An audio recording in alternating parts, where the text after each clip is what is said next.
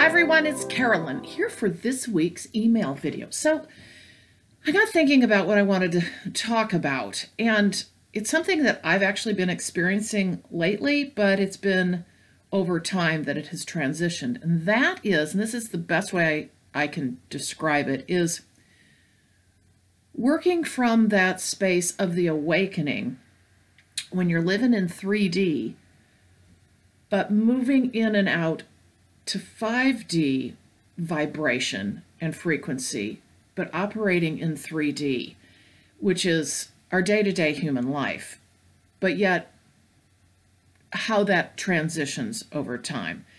And so I'm going to give you some tips to take away so that you can feel better about this part of your journey, which is essentially as you become more high vibe, as you become higher frequency, as you become more 5D way of feeling. And you guys know what I mean. You've all been there to one degree or another, feeling that space, all right? You also have to work in 3D, so I'm going to give you a few tips on how to be able to work with both, I guess I'll just say ways of being. This is kind of a hard one to describe. I'm going to do my best, but I think you're going to know what I'm talking about as I get going here. But I'm going to give you tips on how you can maneuver through this part that can be really tough as you go through your awakening journey. So first of all, as we go through the awakening journey, our frequency starts shifting, our vibration starts shifting. We are in a space of greater light, greater love, lightness, and being, and you start feeling that, all right? Now, the thing is, we still live in 3D, so we got to go to work, we visit family members, we live with family members, we have friends. Most of them are not going through the awakening. And consequently, as we continue to move through the awakening journey, we are naturally brought up. And as we continue to work on ourselves during the awakening journey too, because this is all about self-discovery and self-work and self-love and care. We are offered this higher vibration. Well, what actually starts to happen is you start feeling more of a dissonance with the people around you that aren't going through awakening the further you go along your journey, and it can be very disconcerting. So I'm going to give you a couple examples, and then I'm going to talk about what you can actually do to help yourself feel more, I guess I would say, at home with being in environments where most people aren't awakening, or at least you don't know it, or they don't behave as though they are, so you assume they are not, correct? So, and many of those are family members, as I said, workplace, friends. So I'll give you my examples first. So I noticed early on in my journey, I was just kind of finding my way. But what was happening is, and this best example is that I would go home and visit. And I would go straight back into just the way I basically kind of grew up, the way I always had been when I'd go home to visit my mom, right? Which is fine. But I could feel this weird shift out of that high vibration state. Not that she's not high vibe, because she is, but she's not going through awakening. So there is a difference. Even though you may be hanging around positive people, you know, that are kind and caring and loving, there's still a difference, all right? So I would feel this, I would get there, and I would realize that suddenly I wasn't doing any of my practices. And over time, those few days that I was there, I started kind of feeling as though I was losing my vibration. Not that I was thinking about it a lot, and this came over time where I started to become aware of this. It was like I was being taken from up here to down here. Again, this is not a negative thing. This is just a different vibratory feeling that you'll start to feel when you're in these environments. And I would come home then, as I'd be driving home, I was feeling, because of course then I'm alone, right? I was feeling disconnected. I was feeling strange. I was feeling in between. It was very disconcerting. I would come home then, and I live alone, so I would then feel like I was really struggling to find myself back in that high space for that next day, typically. I would get my practices going again. I would want to meditate right away when I got home. And, you know, I kind of feel like, as I'm talking about this, is like it's saying, oh, well, you know, the environment I was in was was negative and bad. No, that's not the case. It's just that awakening environment is different regardless of any other environment of people that aren't going through awakening. So I'd come home and I would feel very discombobulated, disconnected, kind of grumpy about the whole thing too. And so this has occurred a lot for me, all right, as I've gotten back into, say, maybe on occasion I'll do some social activities with my friends, or I'll be in environments where I'm with crowds of people, and I live alone. So for me, it's maybe more dramatic, but I know you're going to all feel this.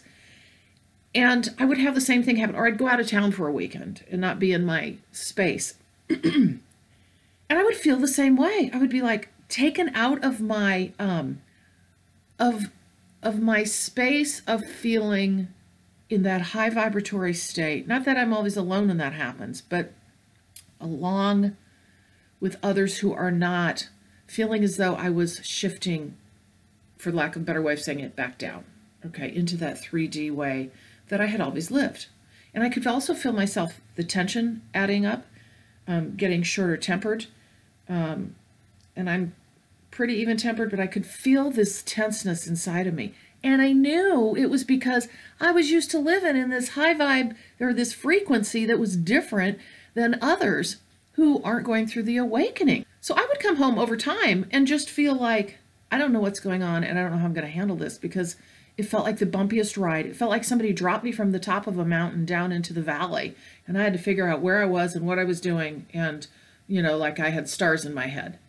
Well, what happens over time is, instead of this bumpy ride of like coming from the mountain down to the valley, it starts looking like a figure eight. This is what I want you to remember and keep in your mind, a figure eight. I just figured this out in the last few weeks, because now it's different for me.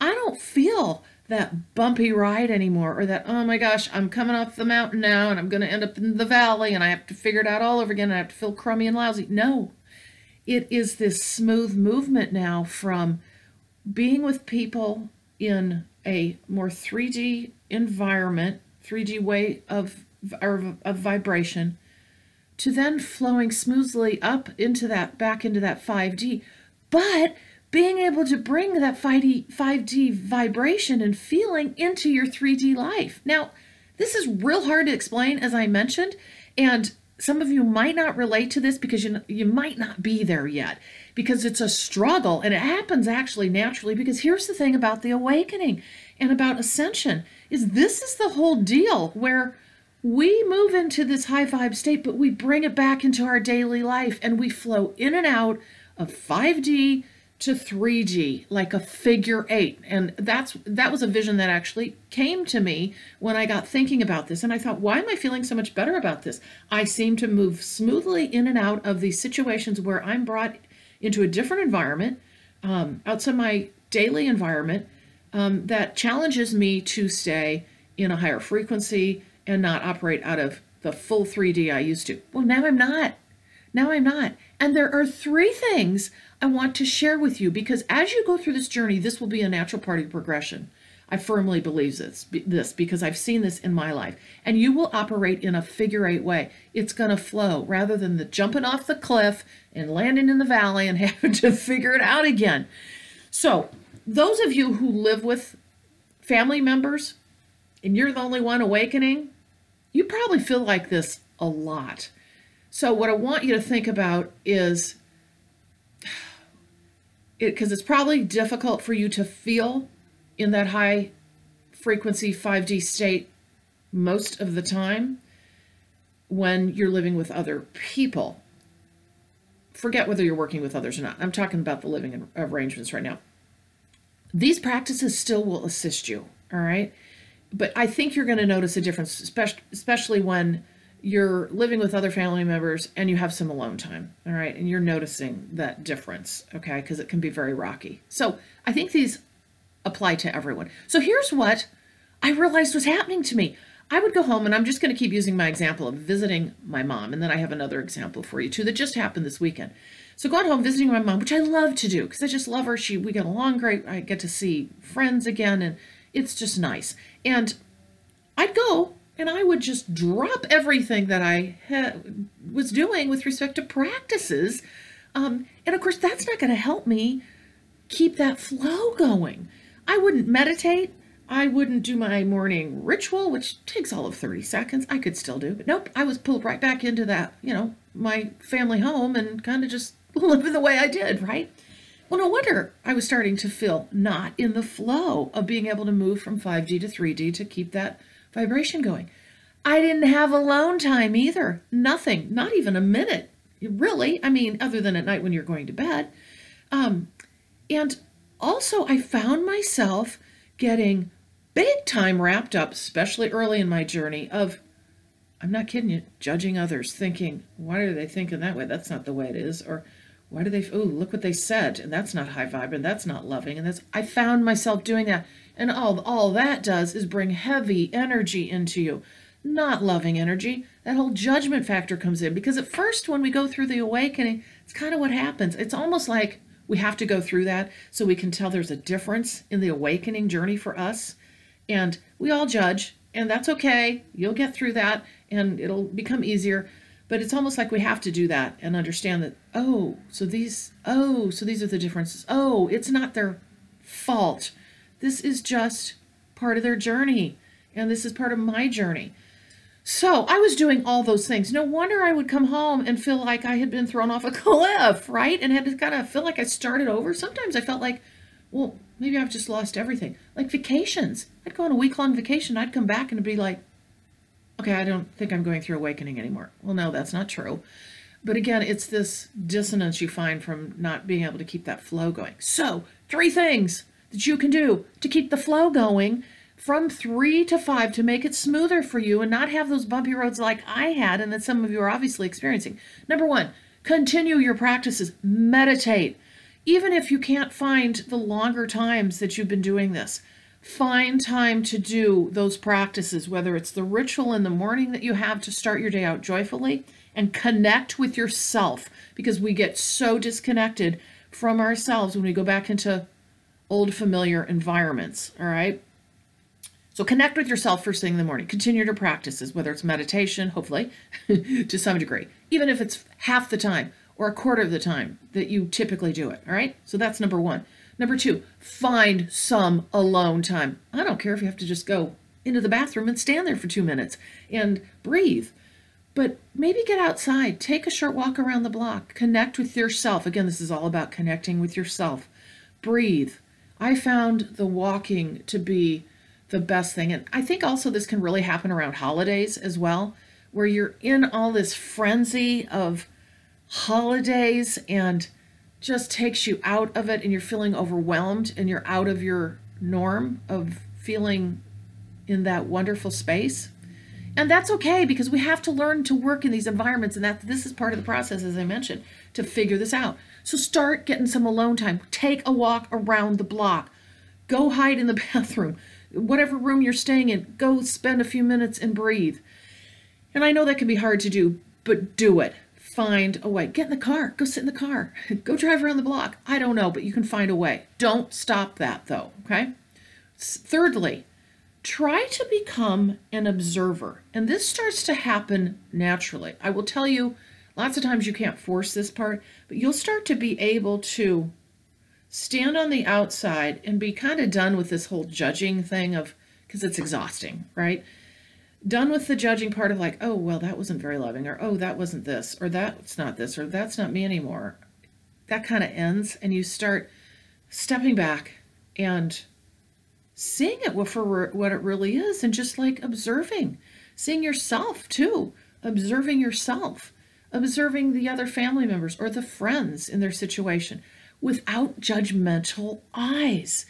And how you get there, it's not like I went and tried to do this. Yeah, I didn't want to be judgmental, but continuing along the journey of just as the awakening takes you further along, it happens. You'll start finding that flow of not feeling like everything somebody else does, you're judging it against the awakening, because you don't want to do that, and it's exhausting. You'll find that that will cease. But keep these things in mind, because you can actually try to do that by catching yourself doing those things, that judgment, that not observing, and also your own behavior, because lots of times when we go back into older familiar environments, we start behaving the way we used to. Pretty soon you'll be able to step back and go, wait a minute, look what I'm doing there. So you can start consciously doing that, and it's hard, but at the same time, then it's going to start happening naturally. So we got 3 things here so that you can begin to be more reflective about this and help yourself in sticking with that flow of going from 3 to 5 in this figure 8, and it just starts to feel like flow of a figure 8. And so keep that in your mind's eye, a figure 8, because ultimately this is how we're going to work in the ascension. We're not jumping off to a new planet, folks. We're here to help everybody else move forward in this journey too. So it's about this flow of going out to 5D, up to 5D, and bringing it back into 3, and then it's a gentle flow. And you're going to ease through this eventually. It's not going to be that rocky, hard way of shifting gears, in some old Chevy and trying to find your way back after you've been with other people, okay? So, again, 3 things. Continue your practice. Do not forget, okay? Even if it's for a moment. Get some alone time. Critical, connect with yourself. This is all about connecting with yourself and staying grounded in yourself. And then thirdly, try to be that observer rather than the judgmental person that we can so often be. All of us have been there. And those 3 things are going to help you so much continue the flow in your daily life as you're going through awakening, dealing with the rest of the population who's not going through awakening, and still being able to have a good time, a fun time, a joyous time, rather than it feeling like a bumpy road and things you don't want to do any of this anymore. Because we're here to still work with everybody and shine our light on them. And so these are practices that can help you stay in that figure 8 flow. So that's what I have to share with you today. I hope this video has been helpful. Feel free to make a comment, and I would love to hear your journey as well. And again, as always, I thank you for joining me on this weekly email video. I will see you next week.